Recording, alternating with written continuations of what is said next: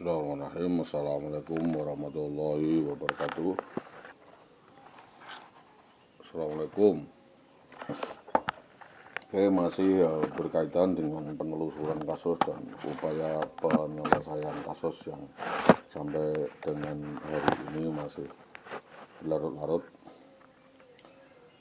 Apa yang saya sampaikan ini adalah berkaitan dengan upaya penuntasan kasus yang belum selesai berdasarkan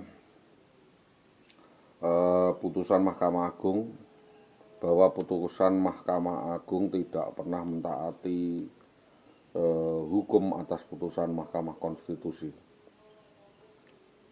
bahwa sesuai dengan sumpah menyatakan pengabaian terhadap pengadu merupakan pelanggaran hak asasi manusia. Terus berdasarkan dengan ini memperhatikan pasal 1 ayat 3 Undang-Undang 45 menyatakan bahwa negara Indonesia adalah negara hukum. Pasal 27 ayat 1 Undang-Undang 45 menyatakan bahwa segala warga negara bersama kedudukannya di dalam hukum dan pemerintahan wajib menjunjung hukum dan pemerintahan itu dengan tidak ada kecuali. Pasal 28D ayat 1 Undang-Undang 45 menyatakan bahwa setiap orang berhak atas pengakuan jaminan perlindungan kepastian hukum yang adil serta perlakuan yang sama di hadapan hukum. Butir kedua tersebut menyatakan surat tidak dimaksudkan bahwa yang boleh beracara di pengadilan hanyalah advokat. Butir ketiga menyatakan bahwa advokat yang telah mengangkat sumpah di hadapan Ketua Pengadilan Tinggi sebelum adanya Undang-Undang Advokat tidak melihat dari organisasi mana yang berasal. Jadi di sini saya sampaikan bahwa kasus persekusi atau penculikan, perundungan, dan aksi menggondol kabur istri seorang lain yang dilakukan oleh Bambang Permadi itu bukanlah delik aduan, tetapi kasus murni, pidana murni atau pidana umum. Jadi hal itu sekalipun tanpa laporan resmi, jadi tanpa melakukan BAP atau laporan, hal itu tentu bisa saja menjadi urusan atau bisa dilakukan proses. Maka itu bahwa dalam kasus persekusi yang dilakukan oleh Bambang Permadi itu bisa langsung dilakukan proses penuntutan atau proses hukum sebagaimana yang dimaksudkan. Bahwa ada perkara peristiwa persekusi main hakim sendiri yang dilakukan oleh pihak ketiga yang melakukan intervensi, ini adalah koridor hukum tersendiri. Jadi harus dipilah. Banyaknya rangkaian peristiwa atau runtutan rentetan peristiwa ini dapat diproses hukum, bahwa ada perkara peristiwa hukum main hakim sendiri ini secara presisi dilakukan oleh beberapa pihak untuk mengamputasi peran atau menguasai anak dan istri seorang lain. Hal ini jadi langkah-langkah yang menguatkan hukum itu berlaku. Jadi ini adalah bumerang yang harus kita tempuh.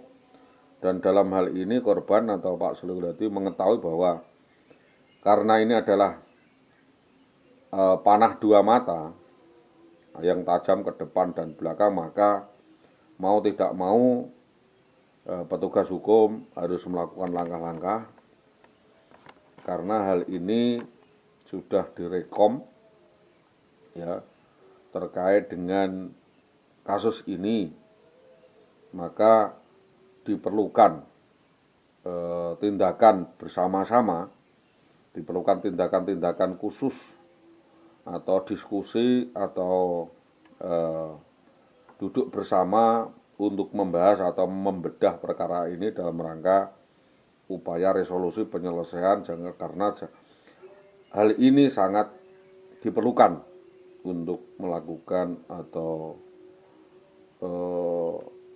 mensinkronkan informasi di dalam organisasi maupun masyarakatan. Bahwa kami secara sengaja dan tidak sengaja, waktu itu Bapak Bupati Pati Pak Haryanto sempat kunjung di Kecamatan Winong, kami menyampaikan surat dan meminta. Dan Bapak Bupati menyampaikan bahwa karena istri Anda sudah tidak suka dengan Anda, tidak mencintai Anda, maka istri Anda meninggalkan Anda, kan gitu. Ini permasalahannya. Jadi ini menganjurkan agar melakukan perenggangan hubungan atau rembukan atau resolusi atau istilahnya tidak gaduh. Maka mohon agar perkara ini dapat dibijaksanai dengan kepala dingin dan tidak semua intervensi secara emosional karena akan menanggung malu. Kita ingin segera menuntaskan kasus ini, menyelesaikan kasus ini dengan jalan tengah-tengah.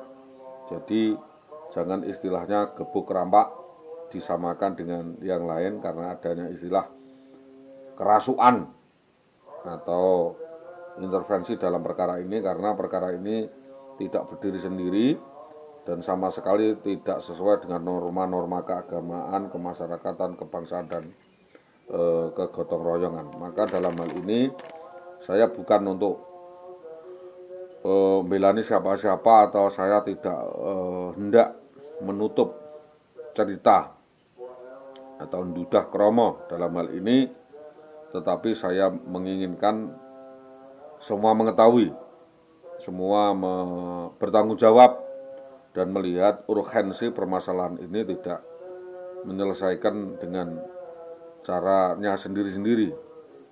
Saya juga menghargai semua instansi yang diduga terlibat dalam perkara ini, terutama adalah Dinas Pendidikan dan yang lainnya, agar persoalan ini tidak melebar dan berlarut-larut. Maka pendekatan yang kami sampaikan, kami inginkan terkait dengan resolusi dan penambahan nilai atau jumlah atau nilai-nilai yang saya persoalkan, ini menjadi tanggung jawab Dinas Pendidikan dan tanggung jawab kita semua untuk membicarakan dan cari solusi bagaimana akan diarahkan kemana dan metode penyelesaiannya seperti apa. Dan kita melakukan rancang bangun di tengah-tengah, dan semua ini adalah anjuran Bapak Bupati agar kita tidak bermain hakim sendiri, bukan kemauan saya sendiri, dan ini adalah kehendak bersama-sama diketahui semua pihak bahwa saudari Iwiwi ini pantas diberikan sanksi hukuman, diantaranya adalah menunaikan al-asya insentif yang sudah yang terikat oleh dirinya itu. Ini karena saya sangat menghormati keputusan bersama, maka saya menghargai Bapak Bupati Pati, dan hal itu saya tidak pantas untuk merembuk, karena kalau hal ini dianggap hal yang kecil maka saya sampaikan melalui YouTube biar berkembang dan dibaca oleh semuanya. Bagaimana nanti resolusinya, bagaimana Kapolsek Tambak Romo menjembatani perkara ini. Kami meminta petunjuk dan kami minta izin, akan sangat tidak etis dan sangat mengganggu diri saya jika hal itu tiba-tiba muncul Karsono yang intervensi terhadap kasus ini, padahal dia adalah oknum di dinas, maksudnya di Polsek Tambak Romo. Jadi saya tidak bisa menghadapi cara-cara yang disampaikan oleh dinas dengan rekayasa kebohongan publik seperti itu, karena ini adalah seolah-olah ada perdagangan kasus atau human trafficking terhadap saudara Iwi dengan cara-cara yang frontal seperti ini. Saya tentu tidak bisa, karena rekomendasi yang disampaikan secara ucapan oleh Sutopo itu saya kira hanya isapan jempol belaka dan menjerumuskan saya. Itu menunjukkan bahwa Dinas Pendidikan Tambak Romo tidak bertanggung jawab terhadap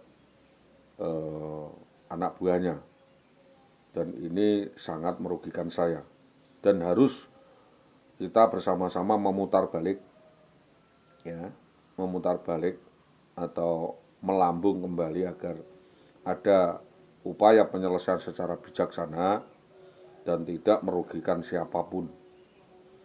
Jadi saya tidak akan lelah-lelah, tidak akan berhenti untuk melakukan langkah-langkah, baik langkah hukum maupun langkah konstitusi.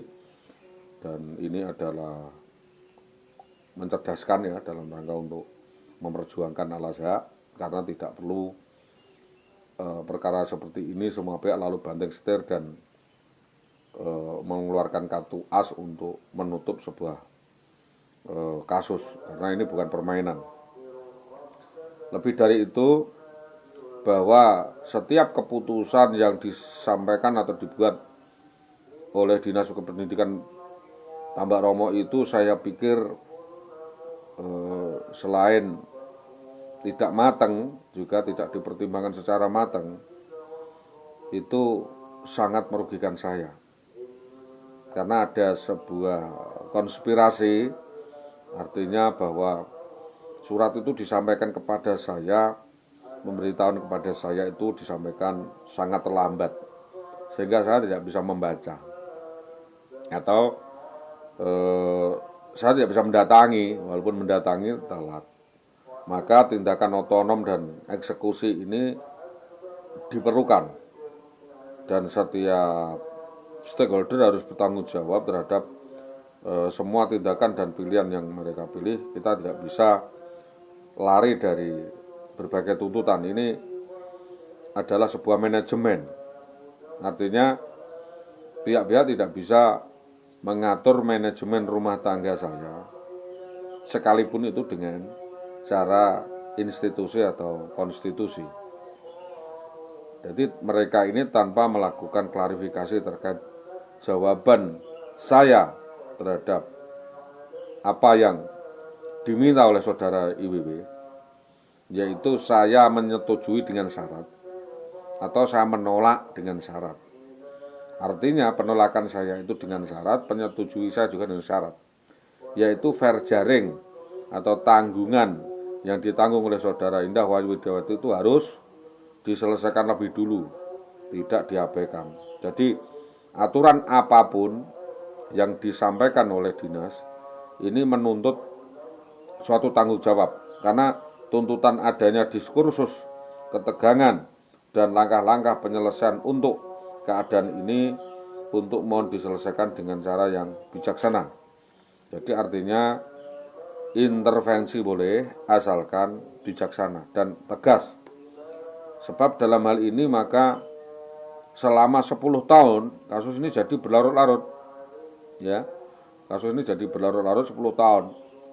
Jadi 10 tahun yang kita toleransi ini tidak sedikit untuk menentukan langkah-langkah mana ada orang yang tertarik untuk menaruh perhatian atau memberi waktu agar kasus ini diselesaikan atau ditaruh di atas meja. Karena apa? Adanya ikatan perjanjian, ya, itu sudah cukup. Jadi adanya ikatan perjanjian atau ikatan perkawinan itu sudah cukup menjadi bukti adanya sebuah perjanjian, ya, untuk data-data bagaimana persoalan ini dapat diselesaikan atau dipersoalkan. Bukannya sampean-sampean yang di dinas ini merasa lebih berkuasa daripada suaminya, lalu membuat keputusan seolah-olah permintaan itu wajib disetujui. Sebenarnya keputusan itu bisa ditolak. Jadi adanya sebuah perjanjian, baik itu entah terbuka atau tertutup untuk timbal balik saling membantu atau suami istri itu, maka kasus ini sudah menjadi kasus ingkar janji atau wan prestasi. Jelas perkara ini menjadi perkara perdata, bisa menjadi kriminal pidana. Karena apa? Ada stakeholdernya. Stakeholder itu sudah menjadi sindikat, dan itu merugikan saya.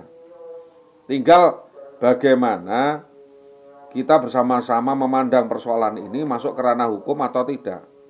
Semua itu adalah terserah bagaimana penyidik di dalam mengungkap kasus ini. Jadi ini ada beberapa kasus beruntun, yaitu adanya minggat dari rumah atau kabur dari rumah, persekusi, penculikan, dan penganiayaan di tengah jalan. Jadi karena kasus ini banyak aktornya, banyak otak dalangnya, banyak sutradaranya, dan banyak provokatornya, promotornya, maka jadi sulit. Dan rata-rata semua presiden yang kami sampaikan itu adalah laki-laki yang berkontribusi di dalam melakukan upaya merusak pagar hayat rumah tangga saya, terutama adalah Jayo Setianto dan terakhir Muhammad Sutopo. Maksudnya bukan seperti itu, tetapi membuat nomenklatur atau keputusan terkait upaya perceraian.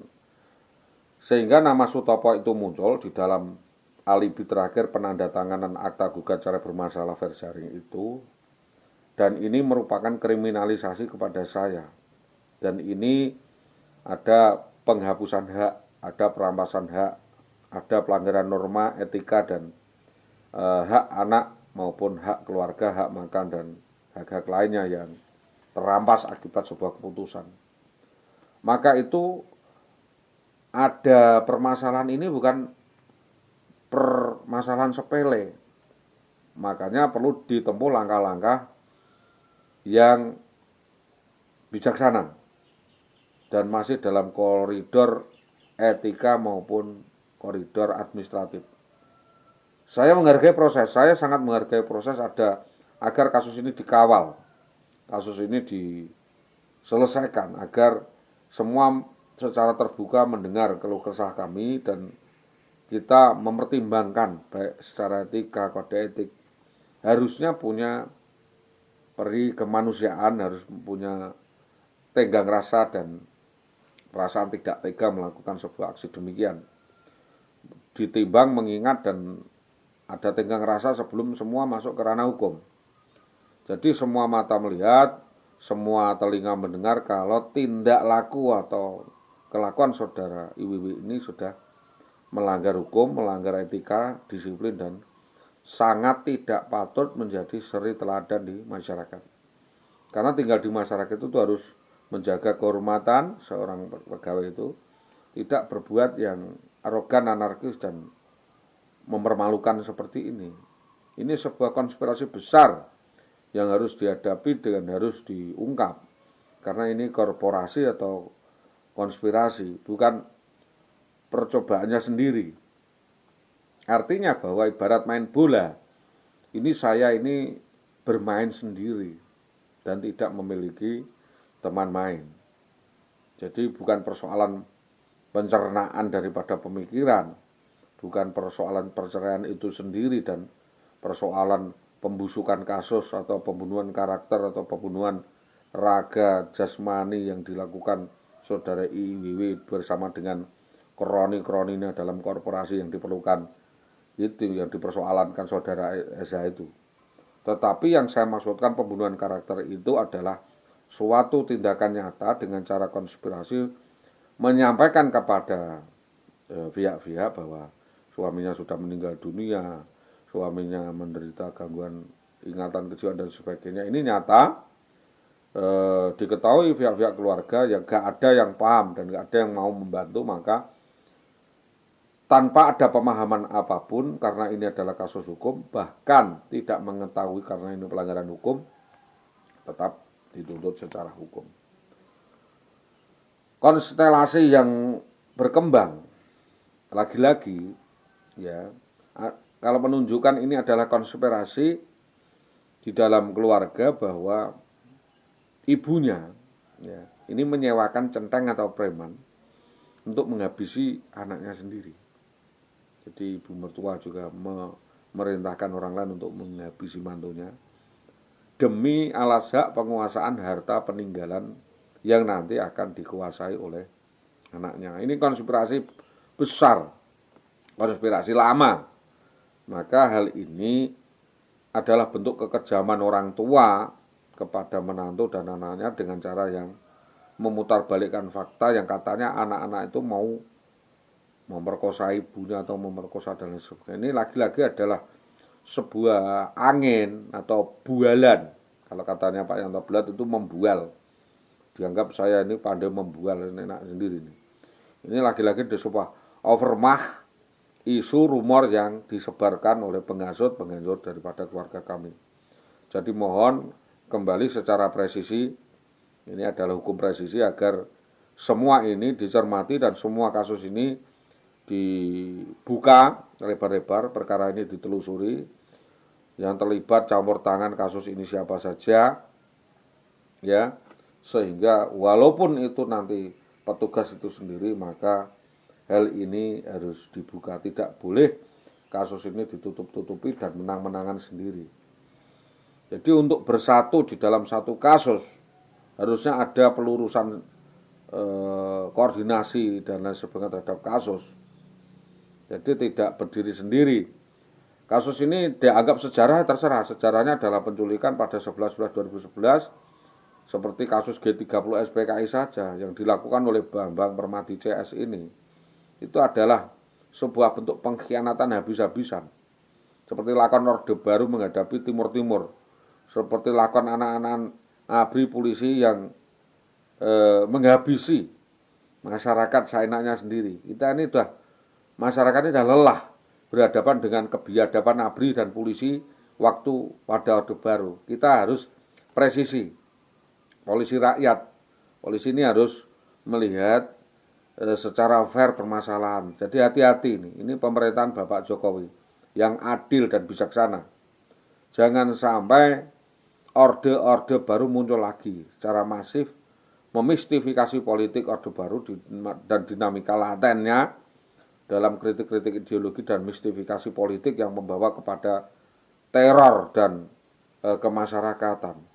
Karena panglima tertingginya ternyata adalah politik. Kita lihat bahwa kita melihat, dan saya juga melihat bagaimana upaya penyelesaian kasus ini jadi berlarut-larut dan tidak ada penyelesaian. Ini kan sebuah konspirasi besar, permainan politik Jayu Setianto. Nggak bisa itu persoalan langsung dilayarkan begitu saja. Maka saya membaca ada konspirasi dari sudut pandang yang berbeda, bahwa saya akan menyampaikan ini apa adanya fair, bahwa saya seperti mulut saya di lakban saja. Bahkan saya tidak bisa memandang ini sebagai rival politik saya, sebagai lawan. Karena kita telah berjalan bersama-sama, menerjemahkan langkah-langkah, memperkenalkan, dan saya telah menginjak-injak harga diri saya sendiri. Saya tidak tahu saya harus bagaimana dan harus berbuat apa, maka saya minta petunjuk dan minta hal-hal yang mungkin sampai ada konspirasi sebesar ini di dalam keluarga saya ini bagaimana, ini kepentingan siapa, dan saya tahu akan berdiri dengan tegap, akan menyelesaikan kasus ini bagaimanapun, karena ini adalah sebuah konspirasi besar.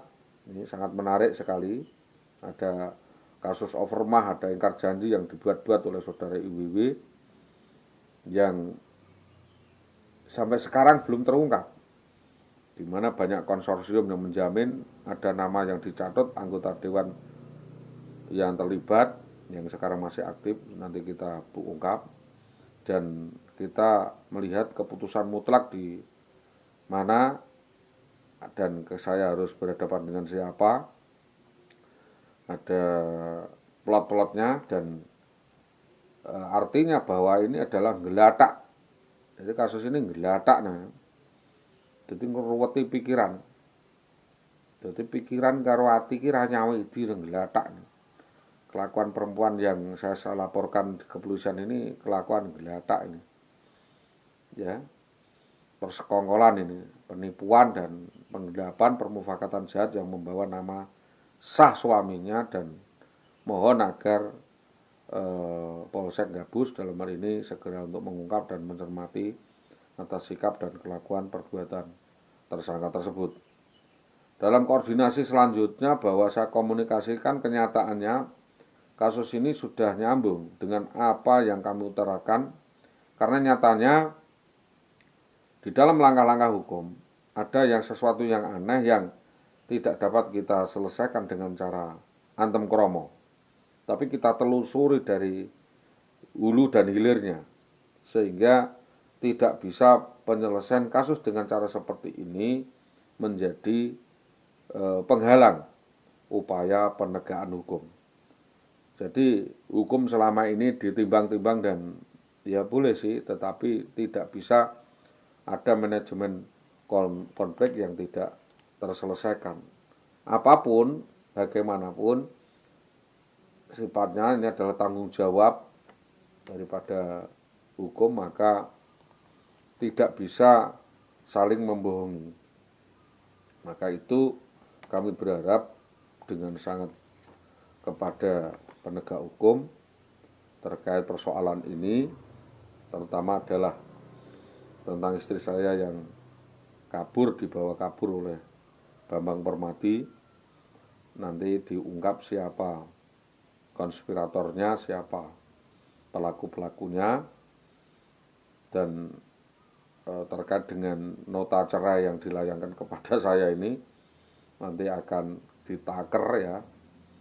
Kita tidak bisa menangis karena ini dibumbui dengan class action atau skandal mesum yang berganti-ganti pasangan itu. Yang terakhir kita memperoleh petunjuk katanya punya hubungan khusus dengan Karsono, oknum Polsek Tambak Romo, sehingga kalau saya sampai ke Polsek, si Karsono ini ngamuk-ngamuk kepada saya sebagaimana yang saya sebutkan dalam tulisan, tetapi hal itu tidak jelas sampai sekarang.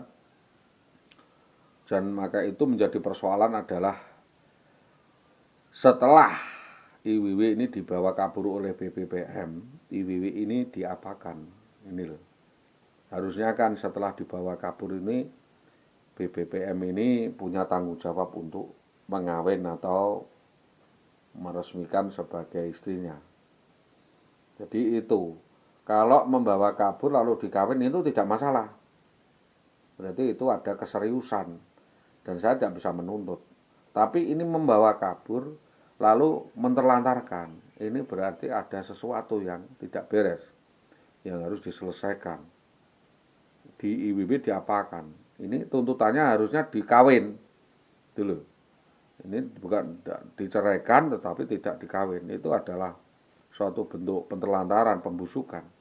Dan itu menjadi masalah baru yang berarti bahwa Bambang Permadi sudah jauh hari melakukan perusahaan, merusak pagar ayu dan merusak sistem daripada aturan perkawinan yang dibangun oleh Saudara Sholeh Guladi.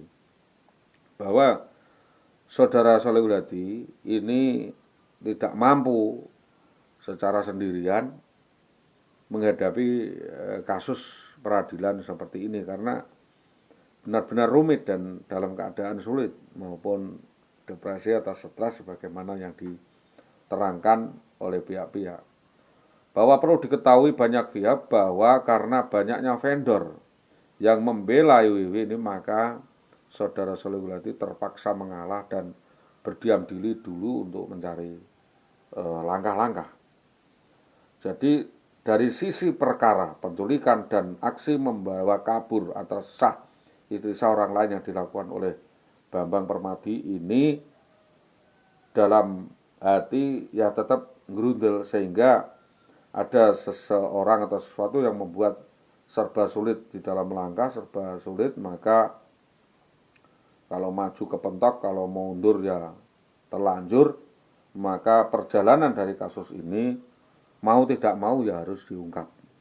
Bagaimanapun carapun tidak sampai di situ saja, karena banyaknya persoalan politik yang berkembang dan menyeret nama-nama sejumlah pejabat di dinas pendidikan Tambak Romo ini tidak boleh terungkap lagi, karena intervensi itu tidak berdiri sendiri. Maka kami meminta bahwa pentingnya jawaban dari investigasi terkait dengan kasus-kasus tersebut, maka satu jawaban, yaitu Saudara Sholeh Guladi menderita gangguan stres, depresi, dan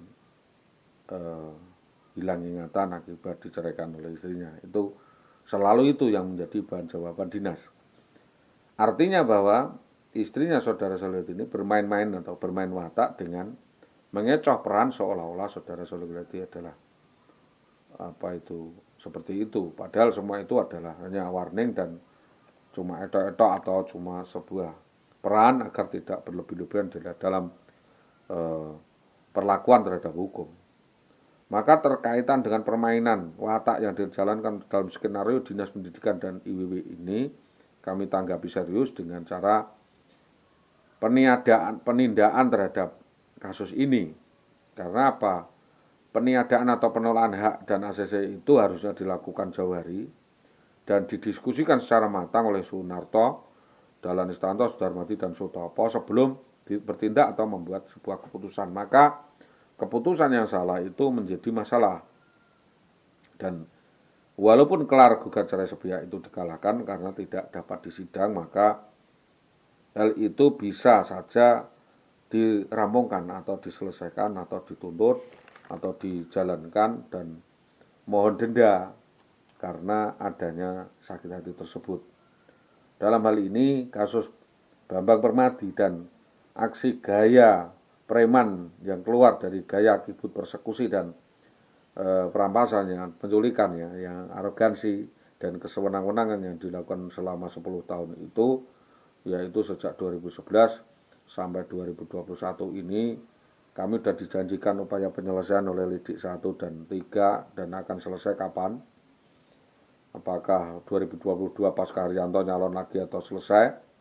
Maka menyusul para pemegang kebijakan ini, kami punya pemikiran ya mengusulkan kepada para pemegang tampuk kebijakan terkait urusan persekusi ini kepada kepala-kepala sekolah, kepala dinas, bupati dengan menuntut denda 20 miliar 800 juta akibat bedol kandang rame-rame ya, atau keputusan beramai-ramai yang dilakukan seperti perampokan, dan setelah kita urusi mereka-mereka ini pada menghindar terus. Ini namanya overblown atau overplay, ada overspell dan overburden atau bengkung, di mana mata rantai penyelesaian ini sudah berurat berakar dan berputar-putar karena adanya gear burden yang tersebut menyesatkan.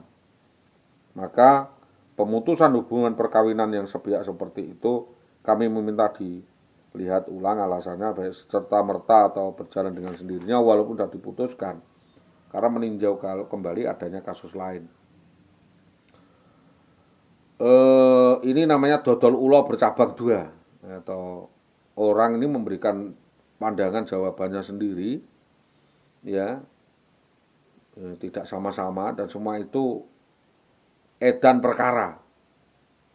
Jadi ibarat medot ke motor atau hasil jarahan dari motor begalan di tepi jalan lalu dibawa kabur, lalu dimutilasi dan diceraikan dari suaminya, dan ini merupakan Pandora kota hitam dan dimasukkan ke dalam karung di Dinas Pendidikan Tambak Romo yang disembunyikan, dan kita tidak boleh menakar kasus ini karena keterlibatan banyak pihak, digenjot dengan skandal ini, skandal itu, dan belum adanya upaya penyelesaian.